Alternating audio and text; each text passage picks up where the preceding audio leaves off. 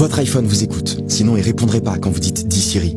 C'est ce qu'on appelle une phrase de réveil. L'iPhone écoute en permanence pour la détecter. C'est sûr que vous avez déjà vécu ce moment. Vous parlez d'un objet avec un pote et en moins de 24 heures, il apparaît entre deux stories Insta. Quelle raison peut-on avoir de vous écouter en permanence? La réponse qui vient tout de suite en tête, c'est la pub. C'est troublant. Et sur le moment, vous avez le sentiment désagréable d'être écouté et qu'on s'en sert pour vous mitrailler de pub. La réalité, c'est que les publicitaires n'ont pas besoin de vous écouter en permanence pour tout savoir de vous.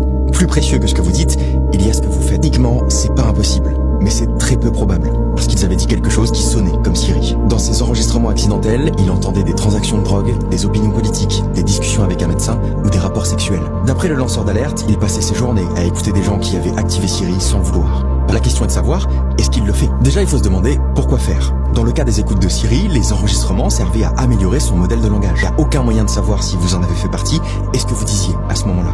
La seule chose qu'on sait, c'est que votre smartphone a la capacité technique de vous enregistrer en permanence.